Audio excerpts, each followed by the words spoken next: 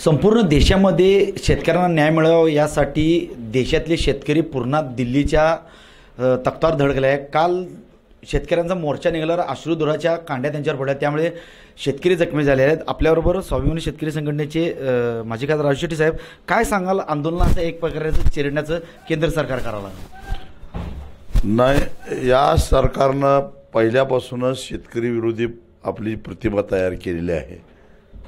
एका बाजूला आम्ही शेतकऱ्यांच्यासाठी करतो अशा प्रकारच्या घोषणा करायच्या, परंतु अगदी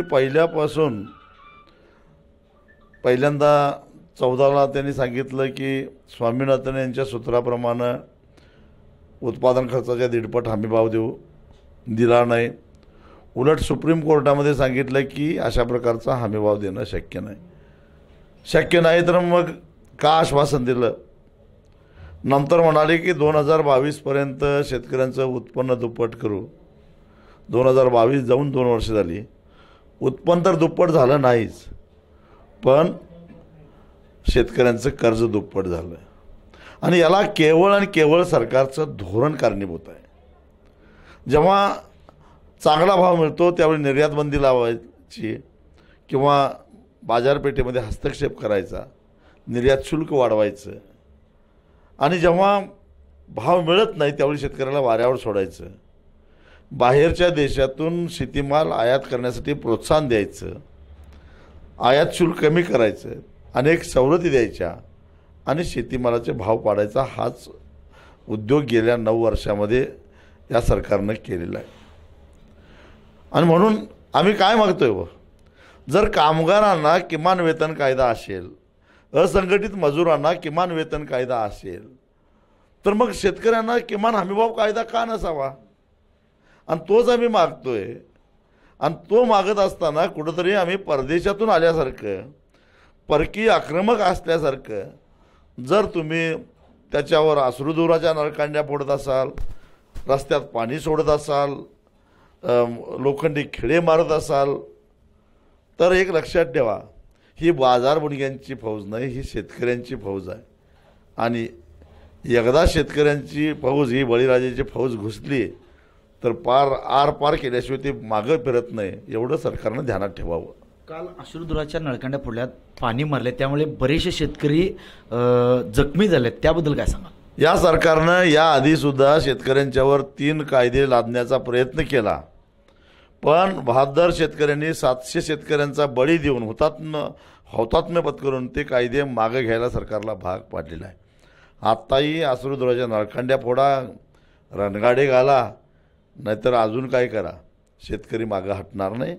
आणि पंजाब जवळ आहे म्हणून पंजाबचे शेतकरी घुसले आहेत, याचा अर्थ हे केवळ पंजाबच्या शेतकऱ्यांचं आंदोलन आहे असं नव्हे, सगळ्या देशातल्या शेतकऱ्यांचं आंदोलन आहे। कारण या बाबतीत साऱ्या देशातले शेतकरी एक आहेत, हे लक्षात ठेवा। भलेही तुमचा पक्ष जगातला सगळ्यात मोठा असेल, पण जगातला सगळ्यात मोठा शेतकऱ्यांचा समूहसुद्धा याच देशामध्ये राहतो, हे सरकारनं विसरू नये। तुम्ही दिल्लीला जाणार आहात? लवकरच जायचा प्रयत्न आहे माझा। आज मनोज जरांगे गेल्या 5 दिवसापासून उपोषणाला बसले, आज त्यांची तब्येत खालवलेली आहे, त्यांच्या नाकातून रक्त आलेलं आहे, त्याबद्दल काय सांगाल? या सरकारनं खेळखंडोबा सुरू केलेला आहे।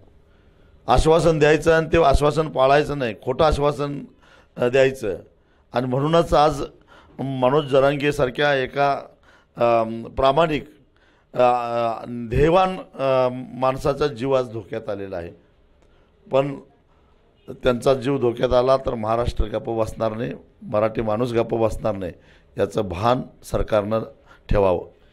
भाजपनं पहिला शिवसेना फोडली, राष्ट्रवादी फोडली, काल अशोक चव्हाणांनी पक्षप्रवेश केला भाजपमध्ये, त्याबद्दल काय सांगाल?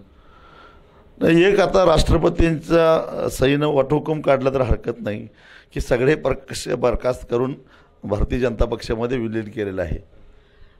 लोकसभेची रणधुमाळी सुरू झालेली आहे, महाविकास आघाडीतून तुम्हालाच तिकीट देणार असं सध्या बोललं जाते, त्याबद्दल काय सांगाल? काय प्रकाश आंबेडकर सुद्धा कधी महाविकास आघाडीबरोबर आहे किंवा नाही असं सांगतात, त्याबद्दल काय सांगाल?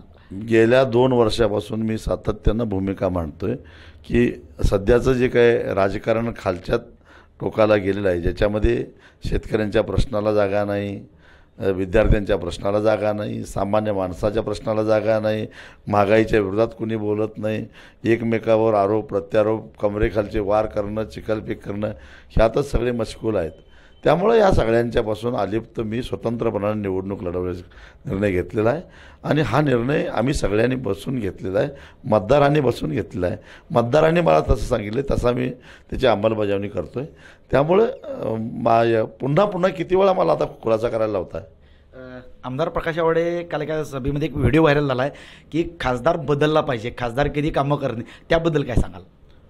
हे आधीपासूनच आम्ही म्हणतोय आणि ते होणारच आहे. आपल्याविरोधी राजू शेट्टींनी सांगितले की शेतकऱ्यांना गोळ्या झाला रणगडे झाला, पण शेतकरी हटणार नाही, त्याला हमीभाव आम्ही मिळल्याशिवाय राहणार नाही. त्यामुळं हे सरकार जुलमी हुकुमशाही सरकार आहे, त्यामुळं येणाऱ्या काळात जशाचे उत्तर देईल. कॅमेरामन निखिल बिसेसह मी साईनाथ जाधव, TV9 मराठी, इचलकरंजी.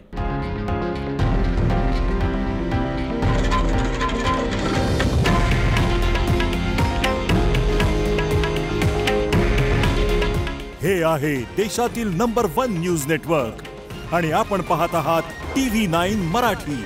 काळजी तुमची, हित महाराष्ट्राचं.